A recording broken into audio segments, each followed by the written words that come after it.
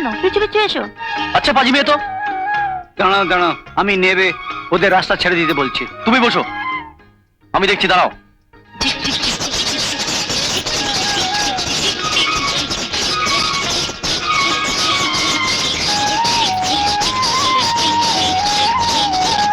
পথ ছাড়ছো না কেন? তুমি কে হে পথ ছাড়তে বলো? গাড়ি চালাচ্ছ বলে গায়ে মহাজন হয়ে গেলে নাকি? যা যা, গাড়িতে গিয়ে হর্ন বাজাও। পথ ছাড়বে কিনা বলো। কি বোকা, রেলগাড়ি কখনো লাইন ছেড়ে চলতে পারে নাকি? উল্টে যাবে না? এতগুলো লোক মরে তখন কে দেখবে? রেলগাড়ি? হ্যাঁ হ্যাঁ, আমি তার ইঞ্জিন। আচ্ছা, না, লাইনের দিকে বেঁকে গেছে, তুমি এবার যেতে পারো। ঝিক ঝিক ঝিক ঝিক ঝিক ঝিক ঝিক ঝিক ঝিক ঝিক ঝিক ঝিক ঝিক ঝিক ঝিক ঝিক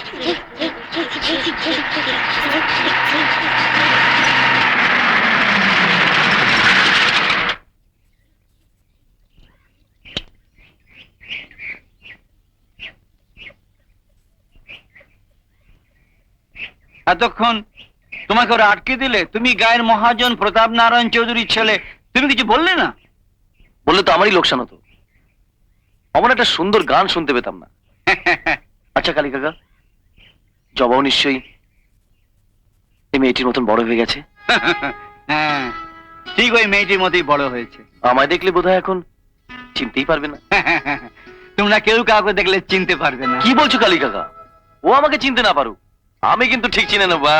চিনে নেবে? হ্যাঁ, বাজি লড়ো। বাজি আর কি লড়বো গো ছোট দাদা বাবু, তুমি তো বাজিতে হেরেই বসে আছো। হেরে বসে আছি? হ্যাঁ গো, ওই যে রেলগাড়ি যাচ্ছে, ওর ইঞ্জিনই হচ্ছে আমার মেয়ে জবা। জবা?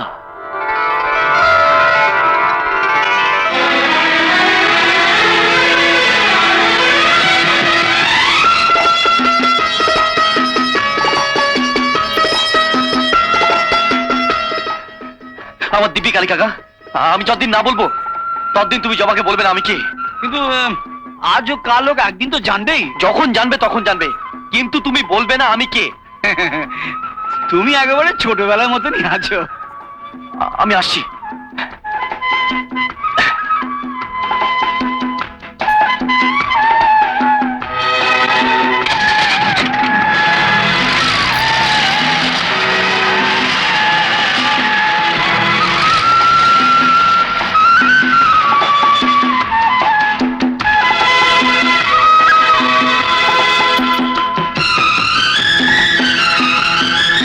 কি হলো, রাস্তা আটকে দিলে যে?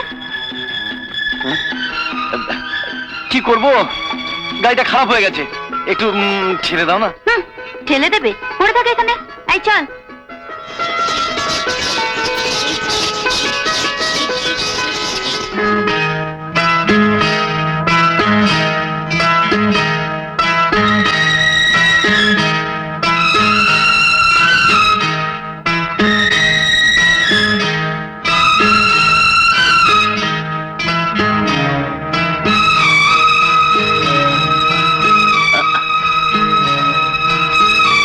এতক্ষণ তো খেয়াল করিনি, এটা তো মহাজনের গাড়ি, আমার বাবা চালায়। তুমি এটাকে পেলে কোত্থেকে? তোমার বাবা মানে সে বুড়ো লোকটা? আমার বাবা বুড়ো তো তোমার কি হয়েছে? আমার কি হবে? তোমার বাবা বুড়ো হয়েছে, ঠিক মতো গাড়ি চালাতে পারে না, চালাতে গেলে হাত কাঁপে, তাই মহাজন আমায় রেখেছে। হ্যাঁ। এ মা, আমাদের কি হবে? দাদাও চাকরি করে না, আমাদের সংসার কি করে চলবে? আমরা খাবো কি? কাঁচকলা খাবে? তুমি কাঁচকলা খাও, বাদর কোথাকার। ঠিক আছে, আসুক ছোট দাদা বাবু। তোমার চাকরি কি করে থাকে আমি দেখবো। ছোট দাদা বাবু বললে মহাজন বাবাকে চাকরি থেকে ছাড়াতে পারবে না, আমি না তখন তোমাকে চুলে মুঠি ধরে গাড়ি থেকে নামিয়ে দেবো, পেছন থেকে প্যাক প্যাক দেওয়া বেরিয়ে যাবে। ছোট দাদা বাবু? সে আবার কে? মহাজনের বাড়িতে চাকরি নিয়েছো আর ছোট দাদু কে তাই জানো না? ছোট দাদা বাবু মহাজনের ছোট ছেলে গো, আমার ছোটবেলার বন্ধু। আমায় যে ভালোবাসে না, আমি যা বলবো ও তাই করবে।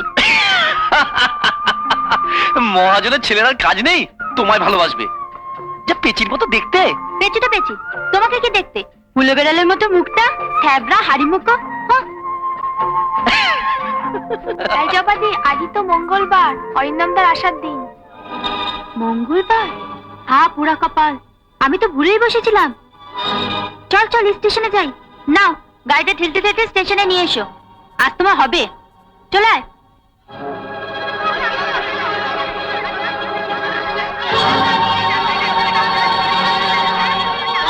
দাঁড়া, কোথায় যাচ্ছিস? তুমি কোনো চিন্তা করো না বাবা, ওই ছেলেটা তোমার চাকরি কি করে কেড়ে নেয় আমি দেখছি। যাচ্ছিস কোথায়? তোমার খেয়াল নেই বাবা, আজ মঙ্গলবার, ছোট দাদা বাবা আসছেন। ও। আমি তাকে আনতে স্টেশনে যাচ্ছি। ও,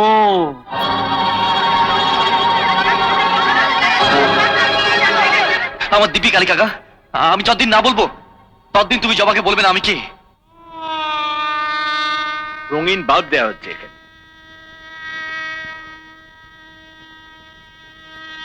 কি বৌমা, ভালো করে দেখে বলো সব ঠিক আছে কিনা।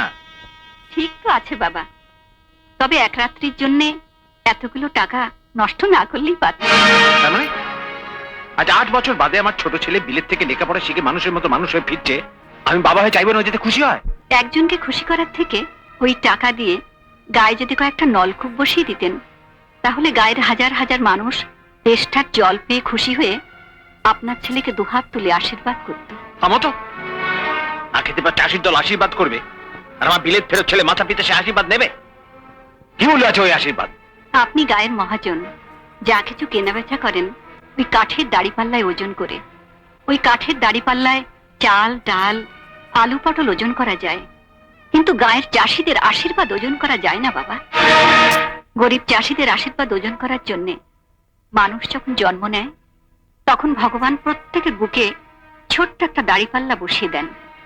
আপনাকে জন্ম দেওয়ার সময় ভগবান বোধহয় অন্যমনস্ক ছিলেন, তাই আপনার বুকে দাড়িপাল্লা বসাতে ভুলে গেছেন। আমি অবাক হয়ে যাচ্ছি বৌমা, আমার ছেলের বউ হয়েও তোমার নজর যে কেন এত নিচু হলো? আমার চেয়েও আপনার নজর তো আরো নিচে বাবা। আপনার নজর খেটে খাওয়া গরিব চাষিদের জমির দিকে। আপনার নজরটা একটু উপরে তুললে দেখতে পেতেন আপনার চেয়ে অনেক অনেক বড় যে মহাজন উপরে বসে আছেন, এত করেও সেই মহাজনের হিসেবের খাতায় আপনার লাভের ঘরে একটা বিরাট শূন্য জমা পড়ে গেছে। ওখানে শূন্য জমা পড়লো না লক্ষ্য, যেটা ওখানে যখন যাবো তখনই হিসেব নেব। এখন থেকে বোকার মতো লাভ ক্ষতির হিসেব করে আমি সময় নষ্ট করতে চাই না। আমার বড় ছেলে মারা যাওয়ার পর আমার বাড়িতে শোকের ছায়া নেমে এসেছিল। আজ আলোর বন্যা বইয়ে দিয়ে আমি সে 8 বছর ধরে জমে থাকা অন্ধকারকে আমার বাড়ি থেকে দূর করে দেবো। হরিহর, এই হরিহর, এদিকটা ফাঁকা রেখেছিস কেন? নতুন নতুন ঝাড় লন্ঠন লাগাও। এক একটা ঝাড়ের বড় 500 টাকা। 500 কেন, 5000 হলেও লাগাতে হবে। লাগাতে বল। এসো বৌমা।